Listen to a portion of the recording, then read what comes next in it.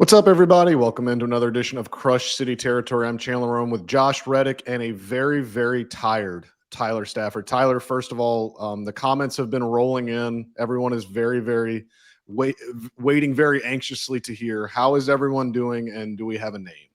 Everyone is doing great. We're back home. Olivia and Margot are the best big sisters. It's very cute. But yes, like months ago, before we started this podcast, we had our top name, and that is what we went with. His name is Camden. We do call him Cam.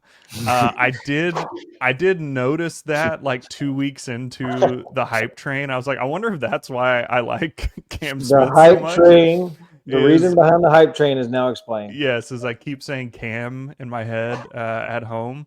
And we're lucky. I already have a cousin named Cameron who I believe listens to this podcast. So shout out Cameron. Shout But he out would have Cameron. probably would have been Cameron if we didn't have the cousin named Cameron. So we went with Camden.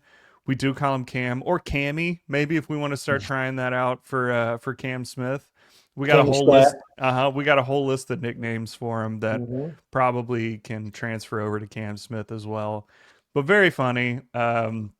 Alicia did ask me if our child's name was a bit, and I said no. First off, you picked it, so Oh, don't this blame just, this me. just worked. This just worked out in your favor perfectly. Then. Yeah, very funny. Now, I mean, when she said Camden, at first she was like, "Oh, it's cute," and of course, first thing in my head is like, "Sweet Camden Yards." That's awesome that I get to name a kid after a great baseball stadium. So yes, he's doing well.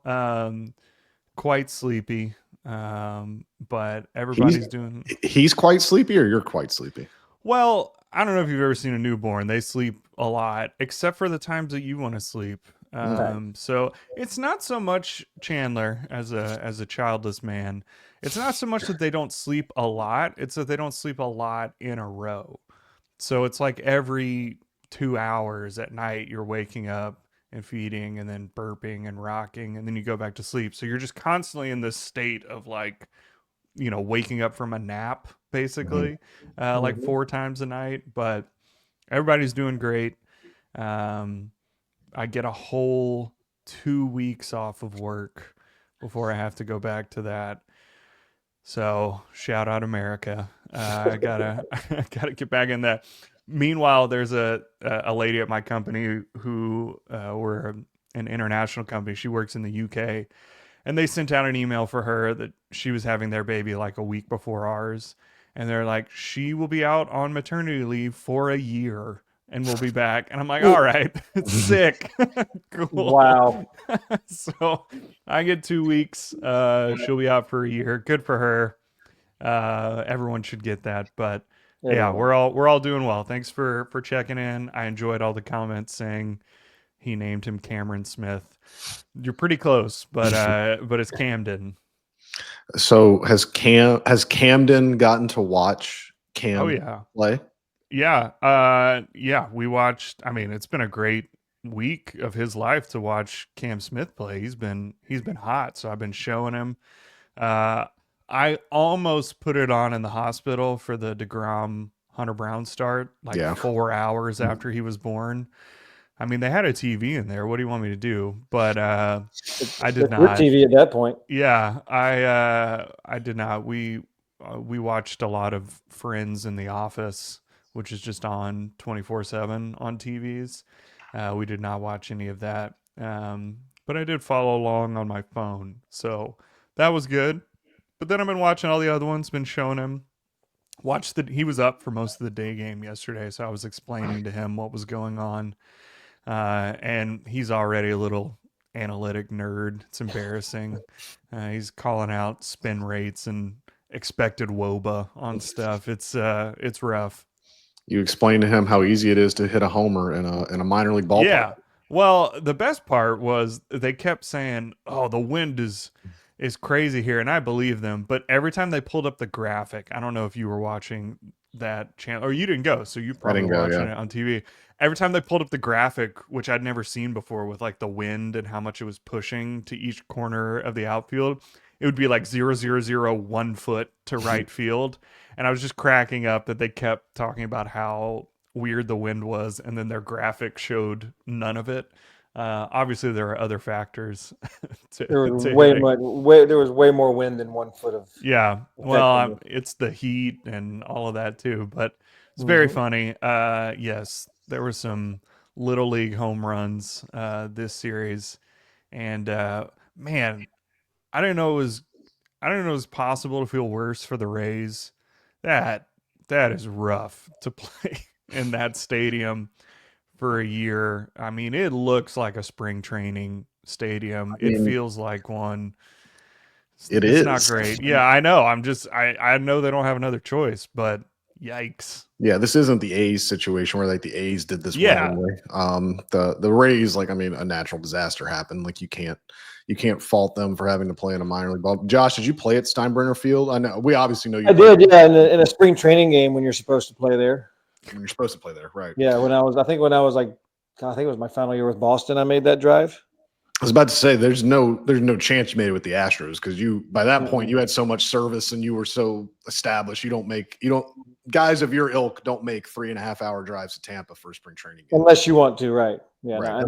no, I was still very irrelevant in the Red Sox organization, so I did get to drive it though. I didn't have to ride the bus; they let me drive it, so that was nice. Mm. Nice. So that is how it goes a lot. Like veteran players will not ride even like the short 15 minutes to Port St. Lucie or 45 minutes to Port St. Lucie, 15 minutes to Jupiter. They ain't riding the bus with the minor league guys. They pull up in their cars so they can leave the minute they get out after getting their 2 or 3. 100%, because Florida spring training sucks. It does. And I spent 5 glorious years in Arizona, and I tell you what, man, it's nice going 10 minutes, 18 different ways to go to play a spring training game.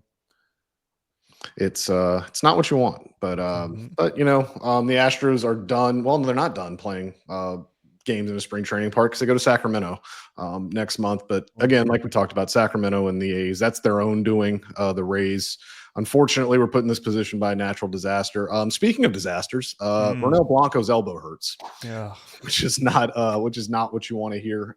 Great segue, by the way. Yeah. As we're recording this at 10:15 in the morning on Thursday, there's been no update. If you've been following the Astros for long enough, we're probably not going to get any substantive update anytime soon. But suffice to say, I mean, they sent the guy back to Houston to get his elbow looked at, and he's a pitcher. Even if it's the best case scenario where they find no damage, where they find, he's fine. I'd be stunned if he doesn't end up on the IL. He certainly is not making his next turn in the rotation. If he does need to go on the injured list, it would be, the 5th starter that they have on the injured list and the 3rd since this season started. Josh, where do they go from here? Just let's not presume the worst, but let's just say like we're pretty confident in thinking that Ronel Blanco is going to end up on the injured list, and he's not 100%. He's definitely not going to make his next couple starts. Where do they go from here? Because the depth that they touted coming into the season has dwindled considerably. That's a good question. I think it's more of a question mark of where you go now. You play your hot hand to bring up and down to fill that role every now and then, but then you got to make a roster move to designate somebody again after making some tough calls last week. But gosh, it just seems like every week there's some kind of new elbow injury. But yeah, you're looking at a definite IL stint. Other pitchers become a bigger factor. We just got Lance back, so there's another factor where we can, hopefully work up. But how confident are we in Lance right now? We don't know yet. You just don't know what you're getting out there right now. But I tell you what, man, Hunter Brown's head back just got a little bit more workload put on him to be a bigger role, and that's crazy because this kid's been fantastic outside of one start in a minor league stadium. So. It becomes a big step. Who's going to step up? Who knows? But so it's not just one person. There's got to be like 3 guys that step up just in the rotation alone at this point for this hit.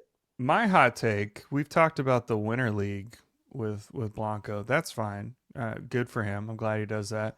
My hot take is now his elbow is weak because we stopped letting him wash cars. That's what was helping him for years. He was strengthening that elbow, washing cars, and we took that away from him, and look what it did. So it's the Astros' fault for not letting him wash cars in the parking lot before games.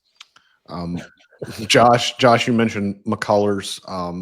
I have not had either of you on since his last start in Texas, which, all things considered, was a step forward. It couldn't have gone much worse than what he did against the Reds, but still, I mean, Texas is not a world-beating offense, but they still have some established hitters in there. He got them 12 outs. If they don't botch that double play ball, he and Jeremy Pena, he probably gets them through 5 innings. I guess now he's going to start tonight's series opener against the Mariners, a big test against a lineup that's improved a lot. What did you guys both think of his last start, and do you think that is kind of the building block that he can take to take off a little bit? Because as you guys just mentioned, like, he is going to be very important if Ronel Blanco has to miss an extended period of time. We've talked about this a lot. Like, even peak Lance was not deep into games, right? Like, that's just not his MO. Honestly, like, truly for me, the rest of the season, to me, a 10 out of 10 Lance start is 5 1/3 and 2 runs. And, the Astros are up 4-2. Like, that's the best you can hope for. He's going to have some outliers every once in a while where he can go 6, get into the 7th, whatever. But I mean, 5 1/3 is like, that's a long Lance start, which is unfortunate. I mean, that worked when you had Garrett Cole and Keuchel and Verlander, who were just going 8 innings every game. And you can have a guy that goes 5 1/3. It's a little tougher now. But yeah, you certainly can't have those short outings like you did before. But yeah, I mean, hopefully that's a building block for him. He's what I really liked in this last start was he moved his sinker to like backdoor it against righties and was able to place that better than he had in the first couple of starts. So hopefully that's something that he can build on, because the amount of movement that he has between that sinker and slider to righties, if he's able to backdoor it to that outside corner and then they have to think about the slider diving away from them, it's really hard to tee up on pitches. Whenever the sinker is just coming inside, you can basically, as a hitter, say, you take 1/2 of the plate, and if it's coming inside, I'll swing at it because it's a fastball. If it's going away, it's a slider, and I can swing at it if it's going to stay in the zone or if not. But if he's able to dot it up on the outside, it makes him a lot more difficult to square up, because you're not able to just dissect the plate and pick one side or the other. So hopefully he's able to continue doing that in the next few starts. Yeah, I piggyback it because like you said, you're not getting deep into games with Lance. He's going to have a high pitch count by the 4th inning all the time. Just how it is. You're going to walk a guy here and there. He's just a big chase guy. But I 100% agree to the 2-seamer. The backdoor sinker is a very elite pitch for him. It makes it, like you talk about breaking the overlay they talk about when it brings one way to the other. And let's not forget, his changeup's really good too. If he's locating his changeup, that's another plus pitch for him to put in a good spot. And this is a team that can strike out a lot, has struck out a lot in the past, and they have improved on that here lately. And they're playing some pretty good baseball. I think they just swept the Padres. Took 2 out of 3, I think, against the White Sox. So, but they're a good team. They get George Kirby back tonight. I think that's where he makes his debut this year. So they're definitely strong in the pitching department. But for Lance, this is something where this has to be a step forward. There's really no time to have a step back for any starter at this point, because they're already panic mode right now as it is. But that bullpen's going to have to step up a little bit more. And guys that have been worked more are just going to have to accept that. And unfortunately, there's probably going to be some movements made because you have guys with options that are there, and you just got to keep following through to keep that bullpen healthy if you can't get started to go long. Chandler, am I remembering correctly that Hunter Brown could have pitched Tuesday? Was he on regular rest for Tuesday? He would have been on normal rest in a 5-day rotation. He would have been on 4 days rest to pitch on Tuesday. He could have pitched on Tuesday, which meant they could have pitched him on Sunday on 4 days rest. I don't know why they did it like that, but my working theory and my informed opinion is that I mean, look at what's happening around them. Like Ronel Blanco's elbow is hanging by a thread, apparently. Hayden Wesneski's going under the knife this week. Spencer Arrighetti's not coming back for another month and a half. They have to keep Hunter Brown upright. Yeah. Like just like they have to keep Fromber upright. And, Hunter is, I mean, you look at him, he's built like a fullback. I mean, he's a big dude, but like also has never really undertaken the workload he's about to undertake. Like remember last year, even in his great year, got moved to the bullpen early in the season, had some short starts, like still threw a representative amount of innings. But I mean, they think this kid can throw like 180 to 190 innings, and that's just something he has never done.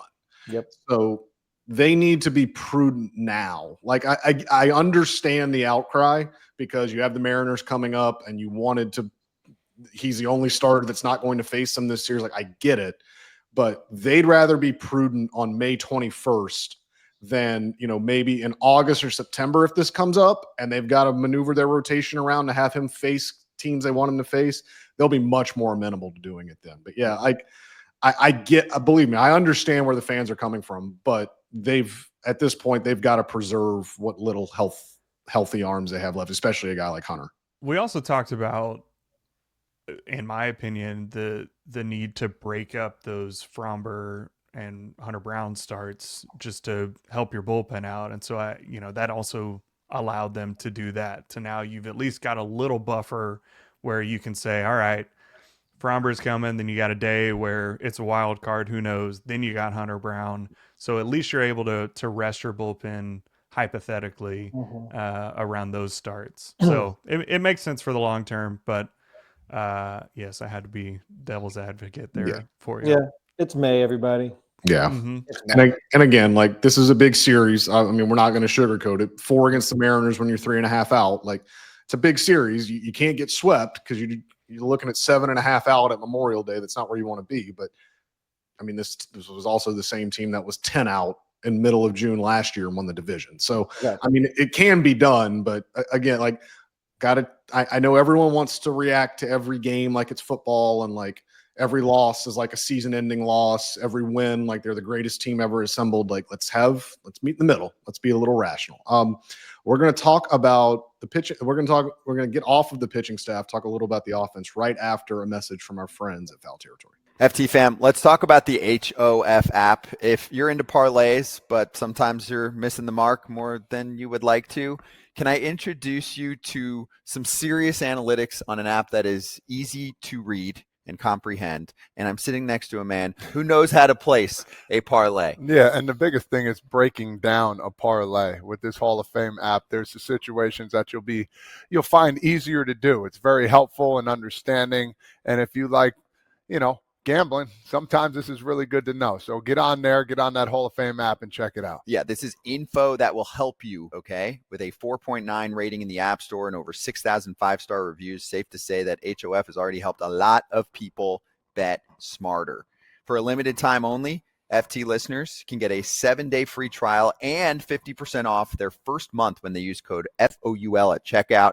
Download the HOF app on iOS or Android. Enter code FOUL and you're all set. We're always excited to introduce new segments here on Crush City Territory. And today we're going to have a player spotlight segment that is sponsored by Arena Club. So in a minute, we're going to break down a little bit of Jeremy Pena and talk about how he's really taken over that leadoff role and how he's, breaking out. This is the breakout we've wanted from Jeremy Pena. So presented by Arena Club, a player spotlight segment. So I think when we all looked at Jeremy Pena when he moved to the leadoff spot, I think we were talking more about Jose Altuve moving to the 2-hole when Jeremy Pena moved to the leadoff spot. But Josh, he has taken to that role and he looks like the hitter that everyone thought they were getting after 2022. What has stood out to you the most about Jeremy Pena in that leadoff role? And while you talk about him, we're going to look at his card from Arena Club. Check it out. The one thing I pay attention, and I preach it, and I'm a broken record about this kid about it, but the chase rate that he has minimized on that slider away with 2 strikes, and even early in the count, has been his big upgrade, I think, for me. And that's showing with more hits. It's showing with less strikeouts. But I think that's his biggest factor change that changed everything about his game. And Tyler, I mean, I know we talked so much about. Take me back to remember in 2022 when we finished the World Series, and you're like, this kid is the next superstar. This kid is the next face of this franchise. That's tough expectations to live up to, but you know, and I'm not saying he's there yet, but certainly this is a guy that has reached kind of that status we thought that he would get to. Yeah, I mean, we've talked about it a lot, but to me, his swing this year just looks so much more controlled. You know, he's not swinging out of his shoes. Um, and the way he's moving his hands to be able to get inside, we talked about it in our group chat the other day, but he had one pitch where I swear his hands were like at his neck to be able to turn on a fastball up and in. I mean, he's keeping his hands really, really smooth, attacking the ball and using those big old biceps to just put bat to ball. You don't have to swing too hard. I mean, he's got thighs on his arms, so Sure just does. make contact and the ball will fly. And I mean, we've talked about it a lot. He's so fast. He's crazy fast. And so, I mean, all he has to do is make contact, and he's done a much better job of that this year. And I mean, that's the breakout we've seen. He's got a 125 OPS plus right now. He's been a really, really good hitter, and it looks sustainable to me. It's not like I said, where he's just run into 7 or 8 home runs and that's propping up his numbers right now. Like it looks like something that he can do day in and day out. And he's looked like a really, really good hitter. Yeah, where would this lineup be without him at this point? Let's not even discuss that. I mean, Yeah, yeah. I can't even fathom if he wasn't in this lineup. Ooh, fancy. I mean, who can? I mean, That's he's a been good signature. Josh, I did you have like a consultant work with you on your card signature? Is it I didn't different? know I was all self-improved, baby. I mean, I practiced daily in high school, as I think we probably all did. Nope. Okay, well, never mind. I did not assume that I was going to be signing. I did. Baseball I actually started in my minor when I got all those card deals doing the J like he does, the cursive J. And then I think once I probably got into my second year in the show, I went to just a normal regular J, capital J, and then just like a little swoopy H. That was it. And then all you know is R, and then 2 lines for 2 Ds, and then the K gets a nice little swirl and back through the D, and then I dot the I. Beautiful. Way to go. Practicing, and then change. I just didn't like the way because it looked too much like a Z. The cursive J looks too much like a Z. Do you have to have a different one for like legal documents? Do you have like a faster? Yeah, but I'm not. I do, but I'm not letting the public know what that might be. You could explain it to me right now, and I would never be able to recreate what you're talking about. I'm a visual learner. You'd have to show me. It's definitely different, but you know, I mean, I go by my middle name, so I mean, as most people will put on their documents, Clarence, right? Is there Clarence? Yeah. Yeah. So I go by my name. So it's William. So most of my official documents have William on it. Willie Reddick would have been a good baseball name. You missed out. Willie Reddick would have been a great name for something I don't want to discuss on air. Oh man, we're not going to go down that road because it's been talked about in my younger years. So we're not, that's rough. We're not, and I'm not a Billy. I'm not a Bill. No, definitely not. Let's just stick to Josh or Red, and we're good. Okay, that's fine. Things have come a long way since Reddick's days of getting his baseball cards,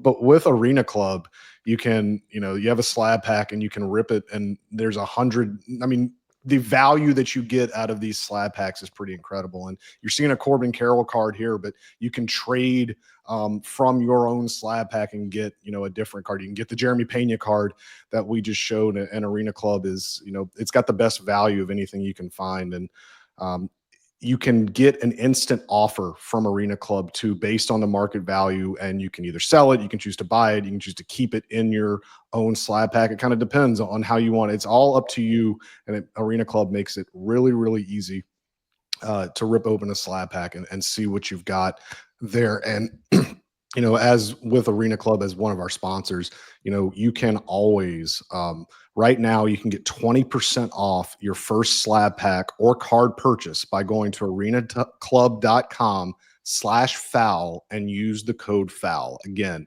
you can get 20% off your first slab pack or card purchase by going to arenaclub.com/foul and using the code foul. So as we were talking about with Jeremy Pena, and no one wants to think about what this lineup looks like without him. The lineup is there's still a lot of questions here. I think, and Josh, we haven't had you on since the Texas series. The Texas series really accentuated how little balance this thing has. I mean, Nate Eovaldi and Jacob deGrom are two of the best starters against right-handed pitchers in baseball. And they sent out 8 right-handed hitters and switch hitting Victor Caratini hitting 5th both nights.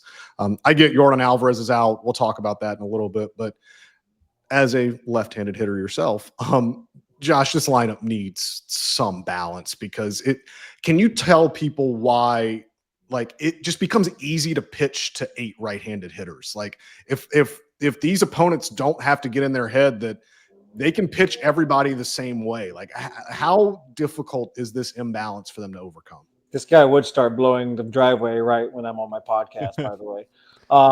Yeah, it's awful. I mean, Jacob deGrom is probably the best pitcher in the last, 15 years. That when you put all his stats together, then you throw a guy like Eovaldi out there who's just been elite for so long. It makes it absolutely easy for those righties to do that against right-handed hitters because those guys throw high upper 90s with a disgusting slider, disgusting cutters, and they're elite. That's what we talk about. So, I mean, just going out there every night and going, man, I really have just absolutely one set mindset to go out there and plan against all these guys. I'm going to throw fastballs and sliders away for 8 guys, and then I got to throw my changeup 5 times to one left-handed hitter. Like, he can literally just unload his whole arsenal against that one lefty. So I don't even know if you're helping that guy out. But, if you're a righty, it's hard to get the foot down on 97 with those sliders. So it's definitely something that they're definitely missing Yordan big time. But then, other than that, they're still missing a left-handed bat. I think there's something that needs to be said about them not having enough lefties or even the average number of lefties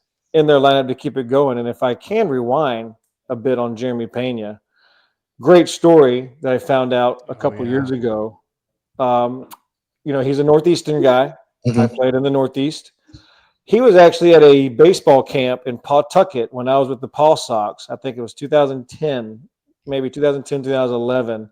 And he ran through, the camp, and I was helping run it that day, as we know most minor league camp teams do. So it was pretty funny to see that a guy that was as good as he is, or even make the show, kind of cross paths with myself before my career even got started. And then I ended up asking him about it. I was like, hey, man, I just want to let you know, was I at least cool, or was I an a-hole back then? Because there was times I could be one. He's like, no, man, you were great. I was like, perfect. Great impression, man. So I'm not saying I taught him how to hit. I'm just saying I might have taught him a little something along the way. I think it's all you. You can take all of that credit right there. Way to go. Right. Exactly. I mean, I wonder if his muscles I wonder what his muscles looked like as a 10-year-old. Was he already? They definitely were not developed, because if they were developed, that'd be a kid I probably would have never forgot. Yeah, it's interesting, Josh. You say they miss Alvarez, and they do. I mean, his presence. I mean, I know the production has not been there, but just having his presence. But I don't think that would solve the crux of the issue we're talking about, because Yordan is so good against left-handed pitching that if you sandwich him in between 2 right-handed hitters, which is going to happen when he comes back, why would another manager even go to a lefty? Because you'd still go to the right, because Yordan hits both sides, both hands so well. He's platoon neutral. Yeah. So it just kind of accentuates why they need, and the answer is not Victor Caratini, because you can't play both of your catchers in the same lineup every day. And when Yordan Alvarez gets back, the DH spot's going to be taken up.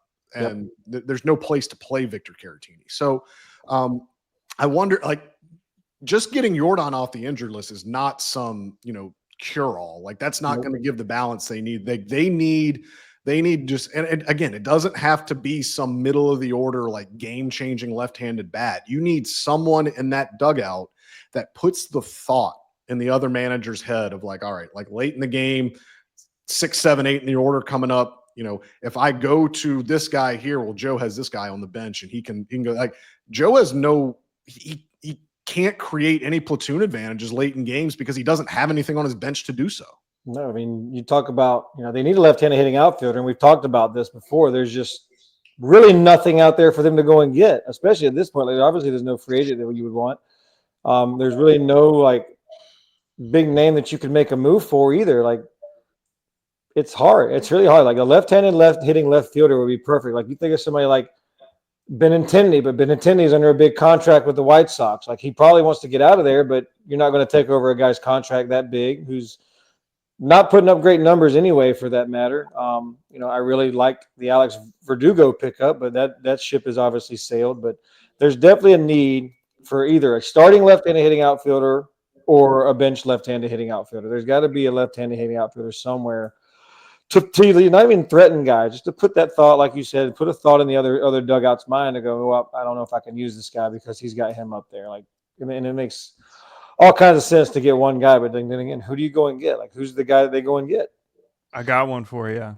How Tell about me. a guy who can play multiple infield spots and the outfield, is left-handed, and it currently has the second highest batting average against righties as a lefty, Brendan Donovan on the Cardinals. They're good. not doing anything. But they're good now.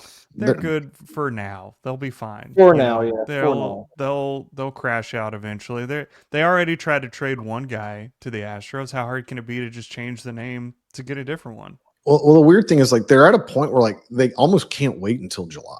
Like, this is something that they need, like, now. Like, Gavin Lux. I mean, he already got traded once. So do it again. I do. Look, I'm trying, Chandler. What do you want from me? All right. I know. And you're very tired. You're very tired and ornery. Like, I understand. I'm very upset with you. I don't like. Look, Dana Brown deserves some criticism here for how this roster is constructed, because they did have two options in spring training. They had Ben Gamble in on a non-roster deal.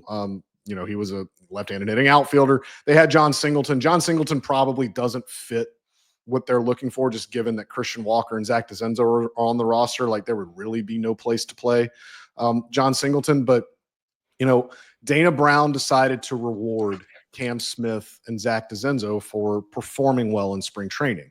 And because he did that, they are extremely right-handed. They've got their bench on any given night is like three of the same dudes. It's like Chas McCormick and Zach DeZenzo, or Chas McCormick and Cam Smith, or Cam Smith and Zach DeZenzo. It's right-handed hitting outfielders that put up the same kind of at bat, and there's just no variance there. And you do kind of wonder if they go into if they exit spring training with Ben Gamble on the roster, let's say, and they send one of DeZenzo or Smith down, they could force their way up here. They go down and they play well, and they force their way up here, and maybe the roster construction looks a little bit different. But you can give Dana a little bit of a pass through, because two of their options that are on the roster that could have been left, this guy Taylor Trammell still is recovering from that bad calf strain he suffered in spring training. He's a left-handed hitting outfielder that would have given them some semblance of balance. And then, Jacob Melton just started playing again at AAA. He's got the back stuff going on. But with Jacob Melton, you run into the same problem that you were talking about with Cam Smith and Zach DeZenzo. Like, this kid's never been in the big leagues. He's an older prospect. He's 26, but like, you're going to bring this kid up from AAA and like relegate him to like a platoon bat on the bench, like pinch hitting late in games against leverage right-handed relievers. Like, no, if you bring him up, you want him to play every day. And there's not really it's why a guy like Ben Gamble or a guy like Taylor Trammell made so much sense, because these are guys that you don't have to worry about giving every day at bats to. You don't have to worry about, their development per se. Like, you have to worry about Melton's development. You have to worry about Cam Smith's development. Those guys you don't really have to. So it's a poorly constructed roster, and that falls at the feet of the general manager, because the general manager in baseball constructs a roster, across the league. Like, it's not an Astros specific thing. But Josh, I do feel like we wouldn't be talking about this as much if like Jose Altuve was hitting like Jose Altuve, or Christian Walker was hitting like Christian Walker. Them turning it on can like lessen this conversation. We can eliminate this conversation. Right. if we just stop talking about one guy. Like, I mean, we preach about Christian Walker. It seems like every show, every episode that we do, it seems like we're always focusing on him. And when it comes down to it, he's the guy that you have to focus on. There's somebody there, and that's just the guy. That's the guy you brought in to get the job done. Well, because we talk about Christian Walker so much, let's talk about Jose Altuve right after a message from our friends at Foul Territory. I just want to say, before Arena Club, if you were trying to very actively buy, sell, trade, it was very complicated and used a lot of mail that was unnecessary. Yeah, I didn't even know how to do it, but I'm glad we have Arena Club now because it's a one-stop shop for everything card related. It is. And right now, you can get 20% off your first slab pack or your first card purchase by going to arenaclub.com/FOUL. Use code FOUL. If you're a collector, you've got to check out Arena Club. Go get after it. So, Josh, I understand the immense respect that you have for Jose Altuve. That Tyler, you also share that immense respect. He's, in my opinion, the greatest player to ever put on an Astros uniform. That does not, or should not, stop us from kind of discussing what has happened since his hot start to the season. He woke up on, I got to get the date right. It's one of these things where it has not gone well since the beginning of the season. He started off so hot. He's got a 518 OPS and a 195 batting average in his last 145 plate appearances. Like, that is a long sample size. Josh, you've been around him. You've seen him in slumps. You've seen him get into these funks where it seems like he's chasing everything. Seems like he's swinging out of his shoes. But that's just Altuve because he can get the bat on the ball so much. Like, are you concerned? Are you concerned that this is something more than just a slump?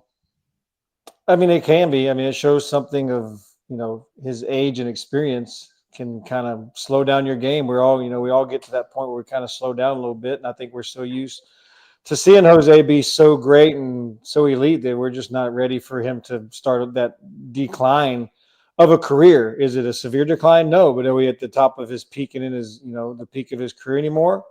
No, probably not. His best years are probably behind him, but I think when you're looking at still his numbers, it can be concerning because you still expect higher hit numbers out of Altuve because that's who he is. That's who his career's been. He's always been able to get hits regardless of what's going on. But, this is probably the first time he's ever struggled to this degree in his career either. So there could be a mental side of things where, he's having a hard time dealing with it. People, when they have so much success in anything, they have so much confidence and they don't know how to handle that. And when you do it continuously as long as he has, it might make it a little bit tougher to do that. And he's probably putting more pressure on himself because he's not doing so well. But the lineup's not doing well. Everybody knows Jordan's gone, so he might be trying a little too much. And gosh, at this point, who knows? Maybe the outfield playing is taking an effect on him. But I don't know if that's the guy that he is. I don't think he's going to let defense be a factor because, he wasn't great at second base and he's still ranked. So I don't know if we can use that as a crutch to kind of lean on. I'll push back on that just because he was awesome to start his first 15, 20 games. He was like the best hitter in baseball and he played left field for the majority of them. Yeah. I have a hard time thinking that it's the defensive thing. No. I just think I think he's just in a really, really, really rough spot. Absolutely. I have a little bit more of a concerning stat, and that is he's making the exact same amount of squared up contact as he always has, but his bat speed is down 2 miles an hour from 2 years ago. It's down about a mile an hour from last year. He's 35. He's getting older. I don't think that's coming back. When he swings 68 miles an hour, which is one of the lowest in the league.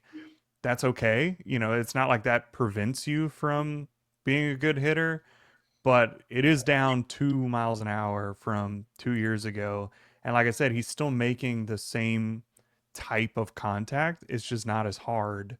And when you rely on so many seeing eye singles like Altuve does, or, being able to just pull one past the third baseman down the line. And if you're just not swinging as hard, one, you have to start your swing a little earlier. You have to make decisions quicker. So you're going to have a higher chase rate, higher whiff rate because you're just having to start your swing sooner. But also the contact that you do make, even if you square it up, even if you're still able to put bat to ball like you always have been, which he's still able to do, it's just not going to go as hard because he's not able to swing as hard as he has before. And I don't think that's going to get fixed. I don't think there's a trick to gain, a harder swing at 35. So You better that's swing a lot of concerning. weighted bat. Yeah, that's definitely concerning because, like I said, it'd be one thing if you're looking at it and it's like, oh, he's chasing at like a crazy rate, or he's just whiffing, and that's the slump that he's in. But he's really not. Like, he's still the same hitter he has been. He's just not swinging as hard, And he's probably not getting as many infield singles anymore. He's still up there with that, but it's he's just, up, but it's not what he was used to getting. Yeah. He's not the same foot speed as he used to be. Still probably above average in foot speed, but yeah. There'd be days where Altuve hit that routine ground to short and he'd beat it by 2 steps. And that, it's not, those hits add up. When you can get, 10 to 12 of those a year, then you take those away. That's a lot of hits from, 300 to 280. Interestingly, he's 250. standing about an inch and a half further back in the box this year. So that tells me that he probably knows that his swing is a little bit slower. So he does need to scoot back some to make up for that. But yeah, I mean, losing that much velocity on your swing is not ideal. That's not what you want. The league average for reference is 70.5. He's at 68.7 this year. 2 years ago. He's still not all the way back in the box. Maybe he needs to take that move all the way back to the line. Like, he still stands like way further up than most people. But he has scooted back a noticeable amount. He's standing a little more open than he has in the past too. But yeah, 2 years ago he was 70.5. He was right at league average, and this year he's at 68.7 for his average bat speed. So he's not able to swing as hard as he has in the past, and I think that's affecting him a lot. And like I said, I don't know that's not going to get better. That's not a thing you can fix. 2 things that are pretty stunning when you look at his season so far. He's hitting 194 against 4-seam fastballs. He hit 302 last season against 4-seam fastballs. And the line drive rate is down to 13%. He's a career 24% line drive hitter. So the ground ball rate's up, the pop-up rate's up. He's not catching up to fastballs. He's Jose Altuve. I have a very hard time writing him off or saying that this is not going to turn. Like, I've seen it too much. We have seen him get into these funks, and then like he'll go get 12 hits in this. He'll be 20 for 25. Right, and he'll be Jose Altuve again. Yep. But if it keeps going this way, like, they're going to have some difficult decisions or some difficult things to answer. Obviously, they're not cutting ties with him, obviously, but I mean, this is a guy that, and I don't know if you guys listened to the podcast that I did with Adam Spillane a couple of weeks ago, but like, we talked about this, like, this is a guy that wants 3,000 hits. Like, he is not, like, Scott Boras said it at the extension press conference. Like, Jose will never come out and like publicly say that's what but just trust me, he wants 3,000 hits. It's gonna be really hard for a team to approach a guy that has already moved a position for you, that has already been so selfless in what he has done, and tell him, hey, like, we only want to play you. We need to like maybe play you like 5 times a week instead of 7. Taking 10 at bats away from a guy that wants to get 3,000 hits, like that's a tough thing to ask of a guy that's already done a lot for you. And look, they're not there yet. I don't think they're there yet, but not even close. As you're starting to see, Josh, like, he got moved down the 3rd in the batting order. They're gradually moving him down. I don't know in this lineup. If you look at this lineup, like, there's not many guys that are clamoring to hit in the top half, and he is still Jose Altuve, but the actions speak louder than words, and that they are gradually moving him down in the batting order is a pretty damning indictment. It is, and what they're doing, it's crazy because the big importance here is like who do you put in the top 5 at this point in the lineup? So there's really no argument, because you're like, well, this guy's still Jose Altuve, and without even just having him there puts more fear than putting, God, let's just say Cam Smith there. Like, you just can't. There's nobody there that you can put. So for now, like, and when they're 100% healthy and going right, like, he becomes that much better anyway, because you're just as good as the guys that protect you and that are around you. And when you can get back in there and have him back be maybe 2nd, Isak back, move however that around you want to. He's going to be a better guy. He's going to be a better player just because having guys around him. But, the move down shows signs of like, hey, this is something that we might have to consider getting to that point. And Altuve, like he'll be like, oh, hit me ninth if you have to. I don't care. But yeah, you can't take, that, and that where it becomes more at bats become a factor too, because that 9-hole hitter gets usually one less at bat than 75% of the lineup at night. And those do tend to add up when you talk about a guy getting 3,000 hits, and they can definitely add up. So if it's something you want to continue to do, then he's got to step up and do something a little bit better. But at this point, there's nothing you can do, and you just, you're at the point where we wait around. We've been waiting around for other guys to get hot, and they haven't, and they're still hitting, 4 and 5. So you really can't just do anything. You just wait for Jose to get hot, and he will. And this is just something that he's just got to work through. He's just got to figure it out and work through it. Now, granted, 2020, I know that season doesn't count, but he played 48 games. He's played 47 games this year. He had a 71 OPS plus in 2020. He has a 79 OPS plus this year. So we have seen this stretch of bad Altuve before, and he was pretty good from 21 to 24, if you recall. Pretty good hitter. So again, it's not like we've never seen this before, but the underlying numbers of losing bat speed is concerning. That's something to keep an eye on. But yeah, like you said, Josh, we're not even remotely close to having a conversation of what do you do here. It's just that's Jose Altuve. You run him out there until you can't anymore. And honestly, like we said, what else are you gonna do? Who else do you want taking at bats than Jose Altuve right now? It's not like they have a team full of superstars and you're trying to hide Altuve.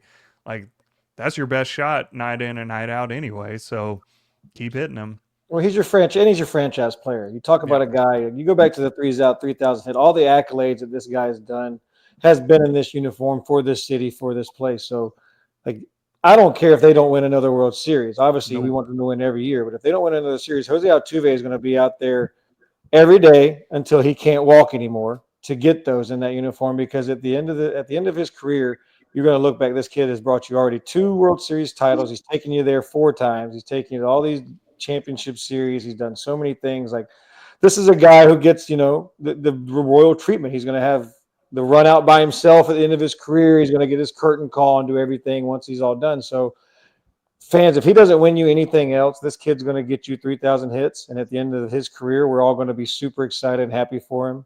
And that's what matters at this point. We want to win, but if you're going to talk about moving and getting rid of Altuve, it's just not going to happen. And as we mentioned, it would be the least surprising thing in the world if he goes and gets like 15 hits in these 4 games against the Mariners somehow. He didn't get to play in Oakland though. That was his get right spot. Yeah, where the giant outfield where you can just poke it anywhere, and it was a hit. It's messed up. They took that from him. He had Kansas City. Kansas City's a great spot for hits, but I don't know if I don't know if he does well there. But I'll have a talk with him. I'll have a talk with him. I was good at getting him out of slumps when we played together. Maybe we can have a little chit chat and we can get him going. Well, you're doing the radio this week, so you'll get to talk to him. Yeah, I've got access. I've got a little badge, baby. It puts me anywhere in that ballpark I want to go. There you go. Yeah, Josh will be filling in for Steve Sparks for this 4-game series against the Mariners.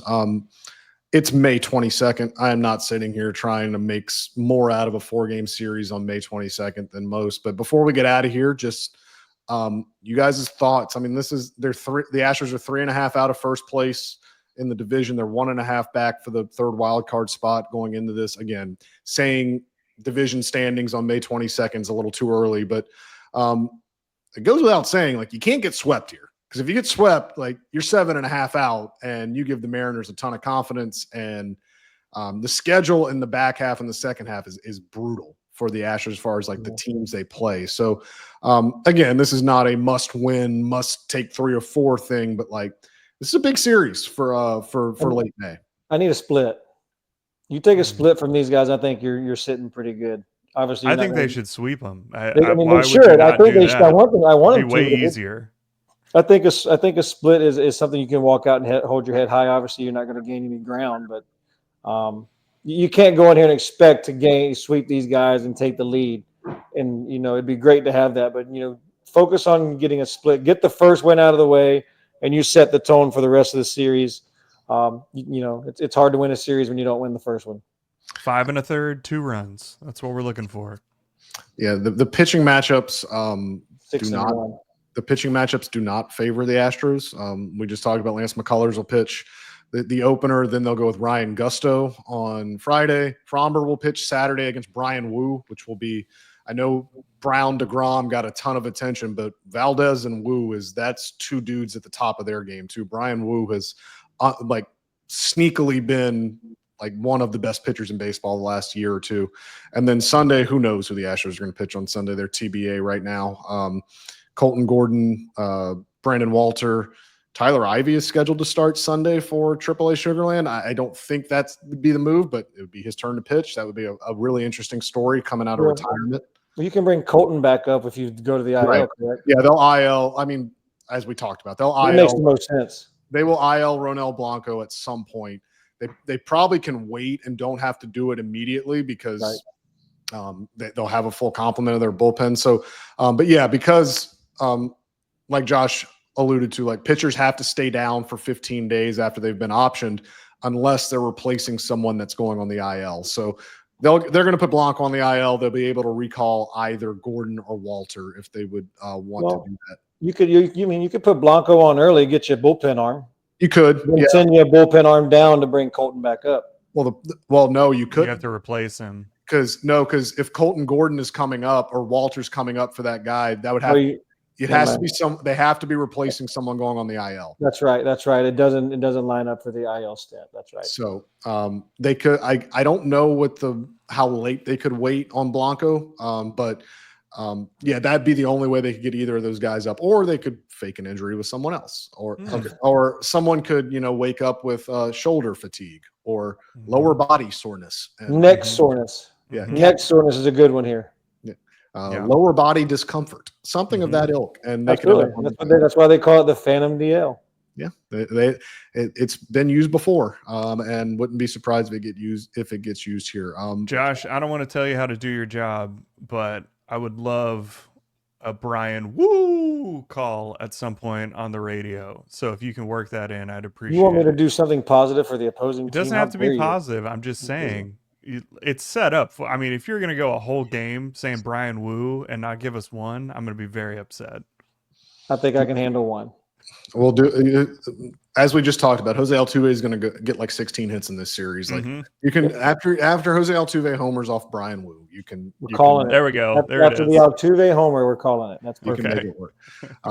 This has been fun. I appreciate Tyler waking up and getting back with us. Congratulations again, and hope everybody is getting more sleep, and hope everything continues to be uneventful for you guys. You can listen to Josh on the radio this weekend with Robert Ford on Sports Talk 790 on the Astros flagship station for all 4 games against the Mariners. We will be back on Sunday to tell you how this 4-game series with the Mariners went. If it's a sweep, either way, I think the reactions will be incredibly loud. Hopefully it's a split, and hopefully we can just have a rational discussion about what went on against the Mariners.